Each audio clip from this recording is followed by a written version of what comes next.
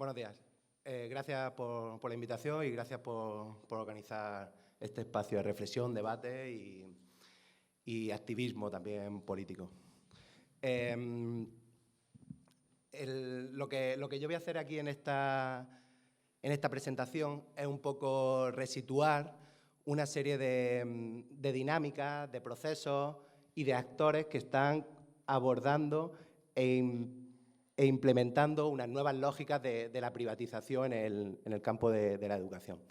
Me voy a centrar un poco en el presente y en el futuro, es decir, dónde estamos ahora mismo y lo que ya está aconteciendo para diseñar lo que es la siguiente década. Pero, no obstante, como representaré también aquí brevemente una serie de conceptos y de estrategias que ha habido de privatización en los sistemas educativos durante la última década, porque son la base de lo que está pasando ahora mismo y va a suceder en el futuro.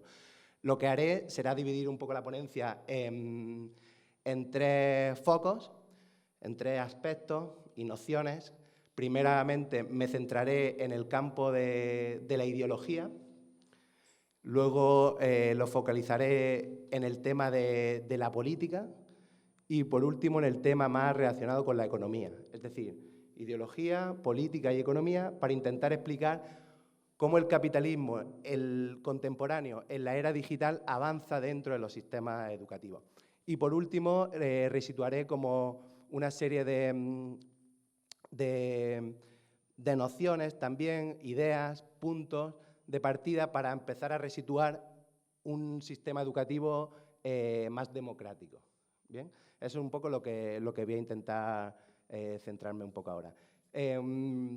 Lo que está sucediendo ahora mismo, el ChatGPT de la inteligencia artificial, que entra en noviembre de 2022, empieza a expandirse por los sistemas educativos y ya está expandido, un sistema de inteligencia artificial generativa ya está expandido a nivel global.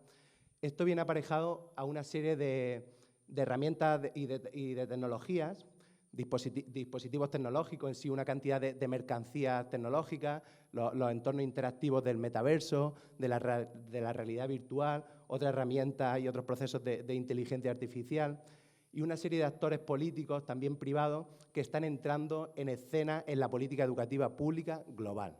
Esto es una realidad que está entrando de forma paulatina, pero ya va a ser un proceso de cambio para la siguiente década. Pero todo esto, que no tiene que ver con nada más distinto que unos procesos de privatización de la educación que son incomparables con cualquier otro periodo histórico en tan solo 3 años, porque todo esto comienza a expandirse más cuando llega la pandemia global COVID-19. Lo que pasa con la pandemia global es que hay un proceso de aceleración de las tecnologías, porque los estados, los sistemas educativos tienen la obligatoriedad de pasar la enseñanza presencial a un mundo no presencial, ¿no? Ya sea virtual, semivirtual, online, etcétera. Ahí hay un proceso como empiezan a acelerarse toda esta serie de tecnologías y desde 2020 a 2023, tan solo en este trienio, ha habido un avance de la privatización que es incomparable con lo que ha pasado a lo largo de la historia, ¿no? Y eso es lo que están demostrando múltiples investigaciones críticas en el campo de la política educativa global, ¿no? En todos los países, que eso tiene una explicación también muy determinada. No obstante, si bien la privatización de los sistemas educativos ha ido avanzando durante las últimas 4 décadas a nivel global, hay un cambio que podíamos resituarlo de una forma más cercana en la crisis de 2008. La crisis capitalista global de 2008, lo que sucede es que hay una serie de medidas de austeridad y se implementan unos procesos de privatización en los servicios públicos y dentro de ellos la educación, y ahí entran como unos procesos de privatización que se extienden por la mayoría de sistemas educativos. Cuando hablamos de privatización, que es un término también complejo, intentamos utilizarlo como un marco estructural de análisis para resituar de qué es eso de la privatización de los sistemas educativos. Nosotros normalmente utilizamos hay unas visiones que tienen que ver más con la liberalización del mercado, es decir, cuando entran, por ejemplo, en los servicios públicos, como puede ser desde la privatización del comedor escolar, los servicios de limpieza, actividades extraescolares, ¿no? Etcétera, que es también un proceso de privatización de la liberalización del mercado que identifica que hay una ganancia de capital de lo público hacia lo privado. Eso es un proceso. Luego también está la entrada el aumento de los colegios privados en detrimento de la escuela pública, es decir, cuando aumenta la red de centros educativos privados, pero también los centros privados concertados, que también es un proceso de privatización, en detrimento de la red pública, del aumento de la red pública. Eso es otro proceso de privatización que tiene que ver más con la estructura. Y luego también aquí hay unas lógicas de privatización bajo las cuales los actores políticos privados configuran, diseñan y desarrollan las políticas educativas públicas. Es decir, cuando una política educativa pública viene pensada y configurada de actores políticos privados, como pueden ser los think tanks, los grupos de pensamiento, laboratorios de ideas que elaboran en sí las políticas que luego se llevan a cabo en la práctica, en los sistemas educativos, o los organismos internacionales más clásicos, Banco Mundial, Fondo Monetario Internacional, OCDE, etcétera, etcétera. Y también dentro de aquí una serie de actores políticos privados que han tenido relevancia desde la crisis de 2008, que han sido las fundaciones filantrópicas. Las fundaciones filantrópicas que se han entendido como esas lógicas en las cuales los actores políticos millonarios generan su propia fundación para invertir el capital y diseñar desde ahí políticas públicas y desarrollar cambios en los sistemas educativos públicos. Y concretamente dentro de estas lógicas de la filantropía hay lo que se denomina como filantrocapitalismo. Filantrocapitalismo es una noción para lo que intentamos hacer con ella es hibridar dos conceptos, uno tiene que ver con la filantropía y otro con el capitalismo. De forma simple lo podríamos definir como las lógicas en las cuales los actores multimillonarios capitalistas lo que hacen es invertir el capital en su propia fundación y a partir de ahí generar políticas públicas a la misma vez que expanden las lógicas de acumulación del capital. Eso es un poco la definición que utilizamos, ¿no?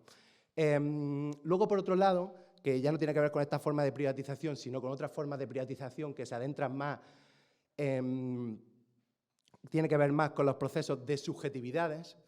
Ahí comprendemos otras formas de privatización, en las cuales, por ejemplo, esto de forma muy práctica, materializado en los centros educativos, se desarrolla a través de cuando la dirección escolar, por ejemplo, se fundamenta más en parámetros de gerencialismo, de gestión empresarial. Es decir, como un director o una directora cada vez se parece más a un gestor de la empresa, ¿no? Entonces, funciona por lógicas de la eficacia, eficiencia y efectividad, ¿no? Entonces, se introducen procesos más de jerarquización en la toma de decisiones en los centros educativos en lugar de procesos más de democratización, ¿no? Más horizontales. Esto es un claro ejemplo.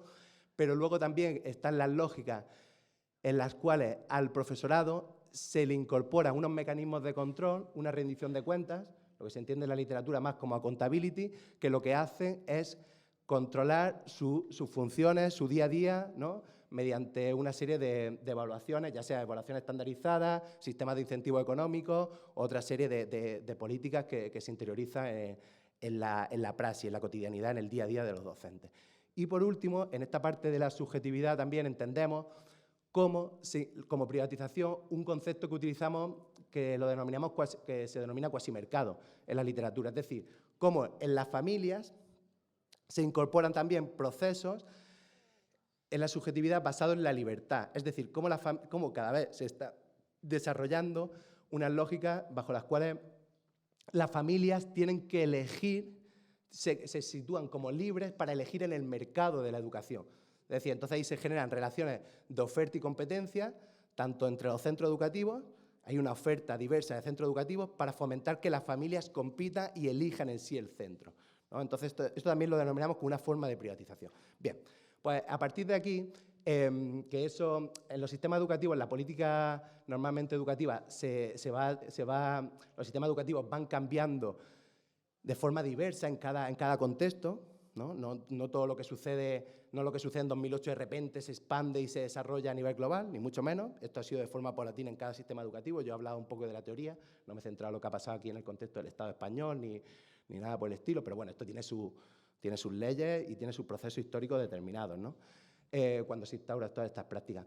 Pero lo que sí que podemos decir es que eso a partir de 2008 ya es como una realidad expandida a nivel global, ¿vale? Esta forma de privatización se hegemoniza a nivel global. No obstante, cuando llega la pandemia global COVID-19, por la obligatoriedad de pasar la enseñanza presencial a otra modalidad distinta, ahí hay unos cambios que sí que se expanden de forma acelerada y abrupta por la mayoría de sistemas educativos a nivel global. Y tiene que ver con los procesos de aceleración de la puesta en marcha de las tecnologías digitales. Bien, pues aquí es donde yo estoy ahora centrado un poco, tengo centrado el foco de atención y lo que me gustaría un poco dialogar aquí con vosotros y con vosotras. Esto, para ser claro, es lo que denominamos como capitalismo contemporáneo en la era digital. Y aquí se están desarrollando unos procesos de privatización que ya no son una privatización analógica, como todo lo que he contado anteriormente. Esto tiene que ver con unos procesos que en un primer momento los denominamos como privatización educativa digital, pero bueno, le podíamos dar vueltas distintas a eso que denominamos, pero sí que son unos procesos que tienen que ver con la puesta en marcha de lo digital, ¿no? de una forma muy amplia. Entonces, aquí, para explicar un poco lo que he dicho anteriormente de la ideología, aquí lo que estamos utilizando es un concepto que lo denominamos imaginarios sociotécnicos. Con ello, lo que queremos referirnos es a cómo en este momento actual, presente, se comienzan a elaborar una serie de imaginarios que están proyectando el futuro de la sociedad y de la tecnología. Un futuro que lo que hacen es proyectar a la sociedad para la siguiente década o siguientes 2 décadas, ¿no? Y esto, para que lo podáis ver de forma material en la realidad, lo que pasó cuando llegó la pandemia, la COVID-19 en el año 2020, la mayoría de actores políticos privados que habían tenido relevancia en los procesos de privatización de los sistemas educativos de las últimas 2 décadas, empezaron a elaborar una serie de informes que intentan proyectar la sociedad del futuro. Y una sociedad del futuro siempre vinculada con el campo de lo digital, ¿no? de una forma muy amplia. Por ejemplo, el Banco Mundial sacó un informe en 2020 que lo denomina el futuro de la humanidad y las máquinas, ¿no? No es así literal, pero más o menos está un poco ahí. Es decir, centrado en educación. Entonces, proyectar el futuro de la sociedad, de la educación, a través de esa hibridación entre la humanidad y las máquinas, ¿no? Con una perspectiva muy determinada, que es la que defiende el Banco Mundial. Pero, por ejemplo, el Foro Económico Mundial de Davos, también un organismo de gran relevancia en la economía mundial y lo que sucede en las sociedades contemporáneas, en 2020 sacó también un informe, que tampoco es el título literal, pero que va relacionado con cómo instaurar en educación la 4ª revolución industrial. Y esto viene de un concepto que Klaus Schwab, el fundador del Foro Económico Mundial de Davos, en 2017 ya sacó un libro que le llamó La 4ª Revolución Industrial. No iba centrado en educación, sino que él, desde el Foro Económico Mundial de Davos, están defendiendo la 4ª Revolución Industrial, focalizada en el capitalismo contemporáneo en la era digital, pero claro, aprovechan la pandemia para utilizar en 2020, hacer un informe para focalizar e instaurar todo esto en los sistemas educativos, por ejemplo. Pero luego, y esto digamos que le podemos llamar como unos imaginarios sociotécnicos programáticos globales, ¿vale? Porque tienen una esfera de expansión global, ¿no? Por decirlo así. Pero luego, por otro lado, hay como una serie de imaginarios sociotécnicos que tienen que ver más con el Estado-nación, que lo podemos denominar como imaginarios sociotécnicos nacionales o estatales, que tienen que ver con instaurar todos estos procesos de cambio, proyectar la sociedad en un territorio determinado, ¿no? Y aquí es donde entran, por ejemplo, las estrategias nacionales de inteligencia artificial. Por ejemplo, España elabora la Estrategia Nacional de Inteligencia Artificial, ¿no? Algo situado en el caso de España. O, por ejemplo, los fondos europeos Next Generation, que lo que intentan es proyectar a la sociedad europea, de la Unión Europea, para hacer una Europa más verde y más digital, ¿no? Esos son un poco los 2 ejes de traslación de los Next Generation. Esto luego se resitúa en cada país y entonces en España también se genera una serie de políticas muy determinadas, programáticas, unas agendas programáticas estatales que intentan proyectar a la sociedad española para digitalizarla. Entonces, en educación ha habido una gran inversión para como se denomina en el campo de la política educativa española, de los informes del gobierno, las políticas gubernamentales, como la transformación digital de la educación, ¿no? Y ahí, en ese marco tan amplio, entra desde la entrada de inversión hacia las competencias digitales, cómo formar a los docentes en relación a ser competentes digitalmente, a también los procesos de mercado con los dispositivos tecnológicos, las redes de conectividad de alta velocidad, ¿vale? y muchas otras lógicas de expansión.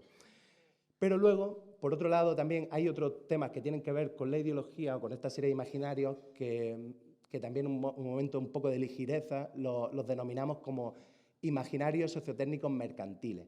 Con esto ya no queríamos referirnos a un planteamiento más global de esta serie de actores políticos ni a unas estrategias más nacionales o estatales, ¿no? en territorios determinados, sino que nos referíamos más a cómo hay actores políticos privados que tienen unos intereses de mercado muy determinados e intentan generar una ideología para que su mercancía digital se materialice en la realidad. Por ejemplo, el metaverso. El metaverso, que es un sistema que intenta trasladarse también al campo de la educación, metaverso para los sistemas educativos. Esto, el actor político privado más determinante que está generando todas las narrativas, esta serie de imaginarios sociotécnicos del futuro, para que esto se convierta en una realidad, es Mark Zuckerberg. Mark Zuckerberg, que ya traslada Facebook, ya no se llama Facebook, se llama incluso Meta, en esta visión de trasladar el metaverso a todas las esferas, a todos los campos sociales. Y dentro de eso, en el campo de la educación, ¿no? Entonces, él elabora narrativas como el metaverso cambiará la educación. Nunca la educación será como fue desde la entrada del metaverso. Entonces, lo que intentan hacer es proyectar ese imaginario colectivo para que eso se materialice un poco en la realidad. Eso es un claro ejemplo. Pero también, por ejemplo, podemos ver cómo Bill Gates, que está dedicado esencialmente a trabajar dentro de su fundación filantrópica, la Bill and Melinda Gates Foundation, él es uno de los máximos representantes de generar esta serie de imaginarios hacia la materialización de la inteligencia artificial en los sistemas educativos, ¿vale? ¿Pero por qué? Bill Gates hace narrativas, desde Microsoft se hacen narrativas que sostienen la idea de que la inteligencia artificial se incorporará en los sistemas educativos para mejorar la democracia, mejorará la humanidad, ¿vale? Nunca la inteligencia artificial la trasladaremos para reducir las desigualdades sociales. Estas narrativas, que se elaboran desde el marco de Microsoft, tienen que ver con la idea de que esencialmente, o principalmente, o eso es lo que yo quiero defender, que se elaboran a la misma vez que Bill Gates está invirtiendo el capital para que el ChatGPT se materialice en la realidad. Porque Bill Gates, si el ChatGPT 3 sale a la luz en noviembre de 2022, Bill Gates estaba estableciendo vínculos con OpenAI, que es la empresa matriz del chat, desde 2016. ¿Vale? Y entonces Microsoft invierte 10 billones de dólares en la materialización del ChatGPT para que el ChatGPT se haga una realidad. Entonces, claro, ahí es donde vemos que se elaboran como una ideología hacia el futuro, materializa una serie de narrativas, pero que tienen que ver con unos principios de mercado, ¿vale? Para que estos actores políticos se materialicen aquí. Bien, eso tiene que ver con lo ideológico, con el campo un poco de proyectar esa serie de imaginarios. Si nos trasladamos al campo de lo político, o de la política así de un campo también tan amplio, porque todo está vinculado, tanto lo ideológico, lo político y lo económico está vinculado. Lo que pasa es que intentamos definirlo o intentamos diferenciarlo por un marco un poco casi más analítico, ¿no? Para saber dónde estamos hablando, ¿no? Para intentar estructurar un poco la información y como una especie de orden, ¿no? de organización. Pero todo esto está muy vinculado, no se pueden separar una cosa de la otra. Cuando hablamos de lo político, aquí queremos hacer relación a cómo en la actualidad, en los sistemas educativos, ya no son los gobiernos públicos elegidos democráticamente los que están diseñando y elaborando en sí las agendas educativas. ¿Por qué? Porque los gobiernos de momento no tienen discursos públicos, es decir, no tienen narrativas públicas para generar el cambio en los sistemas educativos, pero es que no tienen ni dispositivos públicos, ni redes de conectividad, ni nada. Entonces, ahora es imposible trasladar el deseo ese, la transformación digital tan amplio, ese deseo tan amplio, sin los actores políticos privados.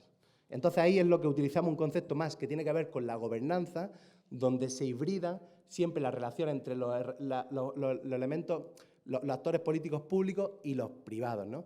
Lo que pasa que ahora lo que vemos es como que hay unas redes políticas de gobernanza digital, así las definimos, en las cuales siempre hay unos procesos de hibridación constante entre actores políticos privados, que son las corporaciones tecnológicas, lo que se entiende como las Big Tech, los actores políticos privados, esencialmente las fundaciones filantrópicas, luego startups, organismos internacionales, think tanks, esta serie de actores políticos, y luego se hibridan también con los gobiernos, con los actores políticos gubernamentales, pero también con las herramientas tecnológicas. ¿Por qué? Porque ahora, en la toma de decisión de las políticas, en la elaboración de las políticas, siempre se incorporan ya un software de Big Data o inteligencia artificial para tomar también decisiones en torno a la predicción de la política.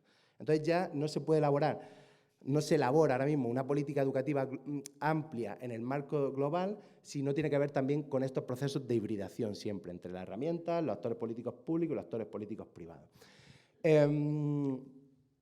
Y entonces aquí, claro, los gobiernos de momento, como he dicho anteriormente, no tienen herramientas públicas, ¿no? No tienen todavía esos dispositivos, ni tienen redes de conectividad, ni hay sistemas de planificación, ni hay sistemas de control productivo de lo que se está haciendo en las tecnologías, ¿no? Este es un proceso que, claro, entonces eso nos conlleva directamente a un marco nuevo de privatización, porque es imposible desarrollar un avance de la tecnología hasta el momento que no tenga que ver con una expansión de la privatización de los sistemas educativos. Bien, y esto lo vincularía también con el tema de la economía directamente. Esto es mucho más complejo, ¿no?, lo de la política, pero he quedado un poco así ese marco un poco más superficial, pero bueno, que eso luego lo podemos materializar también en el contexto de la política educativa española, porque, por ejemplo, mirad, cuando vienen los fondos Next Generation 2020, se instaura la idea de que para reducir la brecha digital hay que incorporar dispositivos tecnológicos en los centros educativos, ¿no? O como la enseñanza no puede ser presencial, tenemos que incorporar plataformas digitales, etcétera, etcétera. Todo esto al final lo que ha venido es como que los actores políticos privados configuren la agenda educativa pública. En primer lugar, porque los fondos Next Generation, las primeras políticas que vienen a partir de 2020, de los fondos Next Generation y de otros planes que había de Europa previamente, antes de que llegara la cuantía de capital, ¿no?, para las políticas, lo que han hecho es que los principales actores políticos, como son Telefónica, Vodafone y Orange, reciban la máxima ganancia de la inversión pública dirigida, ¿no? Tanto sea para instaurar las redes de conectividad de alta velocidad, plan de educación conectada, por ejemplo, que es un plan de escuelas conectadas también, estos procesos de instaurar la conectividad de alta velocidad a los centros educativos donde todavía no ha llegado, o los programas de incorporar el tema de los dispositivos tecnológicos con la lógica de reducción de la brecha digital, ¿no?, lo que denominan brecha digital, para intentar suplir unos procesos intentar resolver en parte unos procesos de desigualdad social que había, ¿no? Todo esto lo que ha hecho es ganancia de capital. Pero bueno, como eso, muchas otras cosas más, porque el tema de las competencias digitales, por ejemplo, lo están desarrollando también think tanks y lobby dentro del campo que funciona en el campo de la política educativa española, que lo que intentan hacer es que se instaure todo el tema de las competencias digitales para que se generen docentes, un sujeto, al final un ejército de reserva, clave para que se adapte al futuro de la sociedad digital.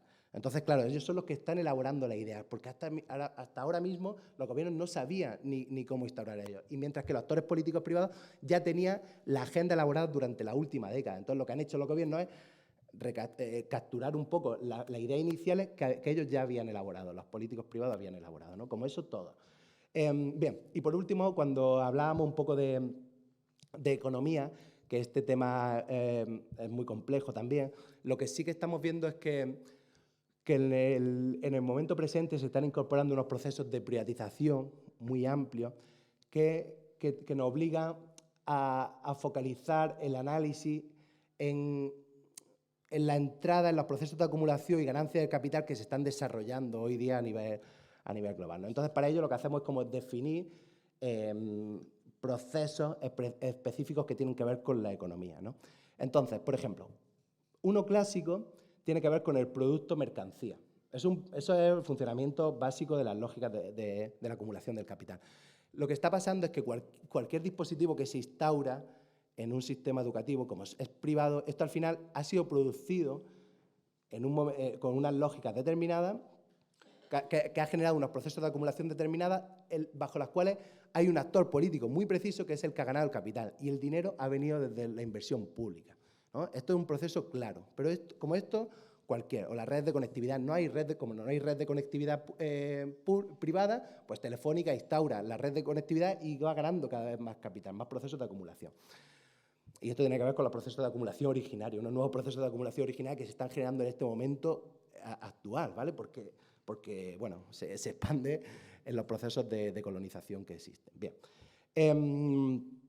Es un producto claro, clásico, que no se está tomando muy en cuenta y nos preocupa un poco porque es incomparable con otros procesos de la privatización. Luego, por otro, tiene que ver con los temas más de procesamiento de los datos. Claro, cuando se instauran plataformas digitales o se instauran herramientas tecnológicas determinadas en los centros educativos, ahí hay un procesamiento también de lo que hacen los usuarios dentro del dispositivo y ahí se están generando como otras lógicas de acumulación que tienen que ver con el procesamiento que hace los actores que tienen la propiedad, esa propiedad de la tecnología, sobre los datos que los usuarios, es decir, los comportamientos y los procesos dentro de ahí, ¿no? Ahí hay unos procesos también que son muy complejos más de analizar, ¿no? Pero ahí se pueden ver hasta los sistemas de dependencia que generan también las personas, ¿vale? Los comportamientos, ¿no? Y todos los sistemas más de intuitivos, cómo se optimiza el valor de los datos desde la intuición que tienen que ver con el comportamiento que hacemos las personas. Ahí hay un proceso también determinado, pero luego también se están generando como unos nuevos procesos de rentismo, que con esto nos queremos referir, por ejemplo, cuando una plataforma digital se incorpora en un sistema educativo determinado, esa plataforma a lo mejor luego se interrelaciona con otros software, ¿vale? Hay software que se intenta incorporar dentro del funcionamiento de la plataforma por una interfaz, por una API determinada, por la caja negra bajo la que funciona la plataforma. Y entonces, eso es lo que hacen esos software, esas empresas que elaboran el software para incorporarse dentro de esa plataforma, viven unos procesos de dependencia de la propia plataforma. Entonces, claro, tiene que hacer su dispositivo, su herramienta, su mercancía digital para incorporarla bajo el lenguaje de la empresa matriz. Y ahí se generan unos procesos de rentismo permanentes, siempre de dependencia de ese actor que tiene el dominio inicial, ¿no? Por ejemplo.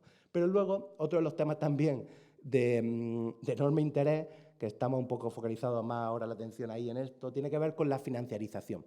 Cómo en estos momentos actuales la puesta en marcha de las tecnologías digitales en los sistemas educativos están generando unos nuevos procesos de financiarización de los mercados. ¿Y esto qué significa? Significa cómo se establecen en los mercados unos procesos de valorización de las herramientas antes incluso de que se lleguen a la realidad. Es decir, son procesos en los cuales no se le da un producto determinado a un valor, a la materia, sino que se genera en relación a la expectativa que va a tener de valor de futuro, ¿no? Explicado de forma muy simple, esto tiene que ver con el capital ficticio, el capital renta, pero bueno, de forma amplia tiene que ver ahí. Y esto es muy importante porque lo que están haciendo los fondos de inversión o los capitalistas de riesgo, ¿no? O la filantropía de riesgo también, es intentar invertir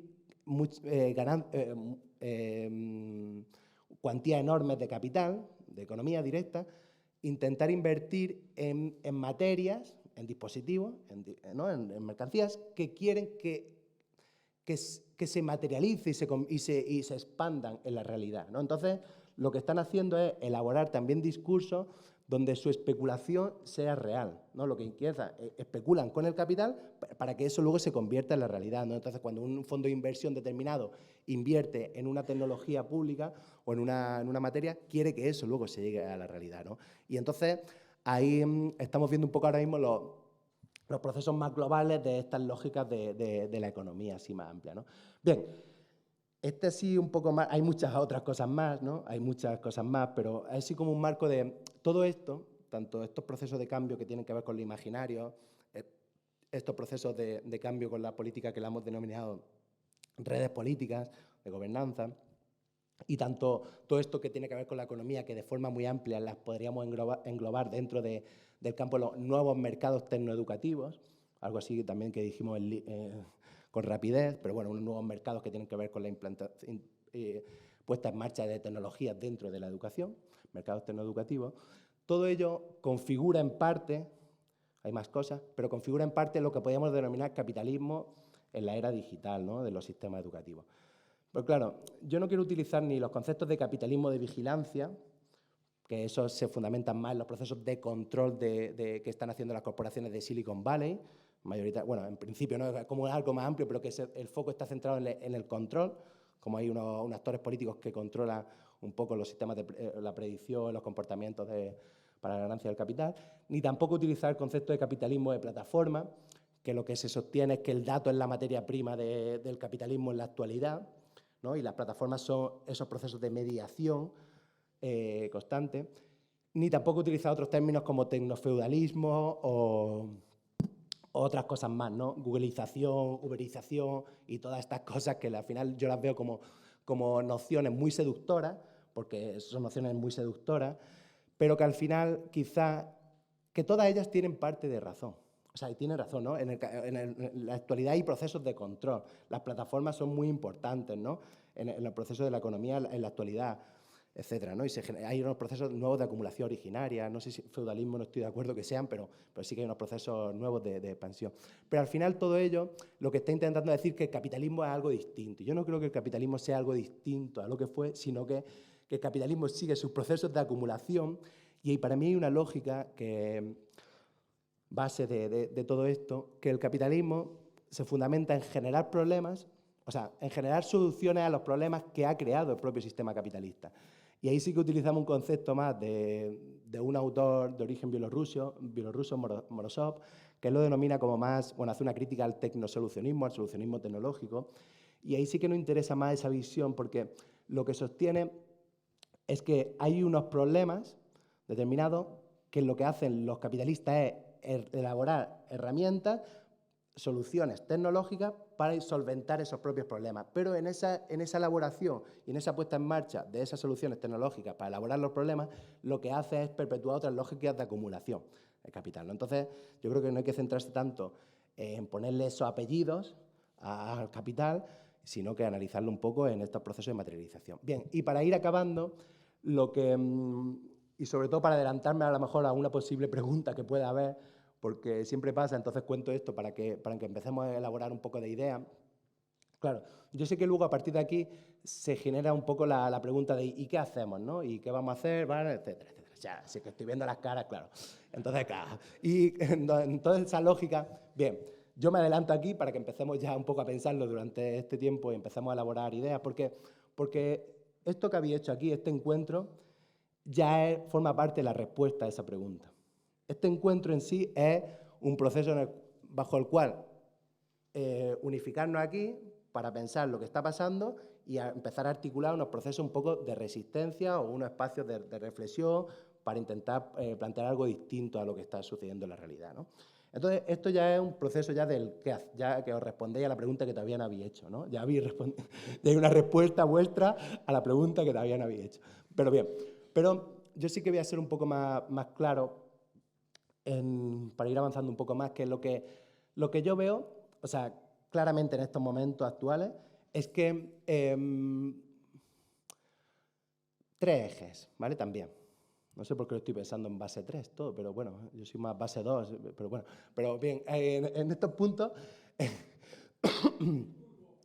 curvo, ¿no? Somos más curvos.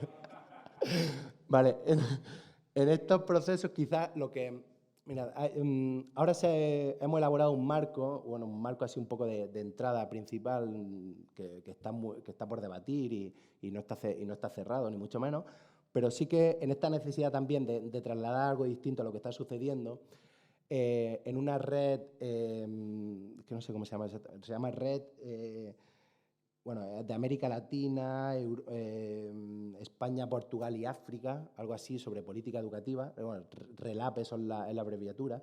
Hemos definido un marco de soberanía digital, un poco entre distintos académicos, activistas y docentes, etcétera, para ponerlo en el campo de la educación, en marcos de soberanía digital democrática. Bueno, no sé si todavía es el foco, es el título final o algo, porque todavía estamos debatiendo, pero la idea es como que defendemos que todo lo que suceda en las... Porque partimos de la pregunta de que ya el mundo no va a ser analógico, ¿no? La educación va a dejar de ser analógica. Entonces, ya el debate no está entre tecnología sí, tecnología no, ese debate está muy superado. Sino, el debate está está bajo la pregunta de qué tipo de tecnología queremos para qué tipo de sociedad queremos. Ese es un poco el debate de la pregunta. Entonces, yo, en este planteamiento binario más dialéctico, sí que lo veo en una visión de que si queremos un solucionismo tecnológico, que es lo que está en estos momentos en la realidad, ¿vale? O queremos una educación donde se ponga más al humano en el centro, ¿no? Una digitalización, aunque es un tema amplio que también deberíamos de definir, que no sé si es lo correcto, poner eso del humano en el centro, porque también la ecología tiene que ver, y ahora que está también con Ministerio y tal, en América Latina, tal, decía, claro, que es una visión también muy europea, ¿no? Porque nosotros vemos, ¿no? Me hablaban de otros conceptos, pero yo digo, es que esos conceptos no los puedo nombrar allí, ¿no? Porque se reirían, ¿no? Hasta cierto punto, ¿no? Pero hablando, ellos identifican más temas de la de soberanía digital, pensando en el solucionismo o la Gaia, Pachamama, no sé qué, con una serie de conceptos que, claro, que aquí es un poco difícil de instaurar, ¿no? Pero yo sí que de momento diríamos aquí, en este marco, de si queremos un solucionismo tecnológico, una tecnología más solucionista, o una educación una tecnología donde ponga más al humano en el centro. Partiendo de aquí, lo que veo que los sistemas educativos tienen que entrar son tres ejes, o por lo menos no permitir que se aumenten tres ejes. Entonces, el primero tiene que ver con la justicia. El segundo tiene que ver con la igualdad. ¿Vale? Y el tercero con la democracia. Es decir, parto de la idea de que cualquier herramienta tecnológica, aunque luego nos pondremos a debatir qué es eso de justicia social, qué es eso de igualdad y qué es eso de democracia, ¿no? Que ahí nos pondremos a debatir, porque no estaremos de acuerdo tampoco en qué definimos con esa noción. Pero sí que lo que no se puede hacer es que cualquier tecnología digital que se incorpore produzca menos democracia o produzca más desigualdad, ¿vale? O produzcan una discriminación determinada, ¿no? Entonces, eso es un claro ejemplo, ¿no? Lo que no se puede decir en un colegio, como antes hablábamos aquí, que en el recreo no se pueda permitir que un niño o una niña haga un comentario racista a otro niño o otra niña en el recreo, ¿no? En un espacio en el centro educativo, ¿no? Si hace un comentario racista, es expulsado, ¿no? O es amonestado o lo que sea, ¿no? Pero sí que podemos permitir una tecnología digital que es racista. Los gobiernos están permitiendo eso, o están permitiendo discriminación, ¿no? O intentamos que haya mayor democracia en los centros, pero luego sí que instauramos tecnologías que no son democráticas, ¿no? Entonces, partiendo un poco de ese marco, o que no aumente la justicia. Es decir, yo lo que abogo es que se empiecen a elaborar un poco nuevas herramientas, que ya las hay, ¿no? Y ahora aquí se van a instaurar algunos de los procesos en las sesiones más de la tarde al respecto, pero lo que no se puede permitir es eso, o toda tecnología más fácil, toda tecnología que se instaure tiene que producir más democracia, más justicia social y más igualdad, y si no, no poder instaurarla, ¿no? Y ya estoy con esto así suelto las líneas para empezar un poco a reflexionar y debatir. Gracias.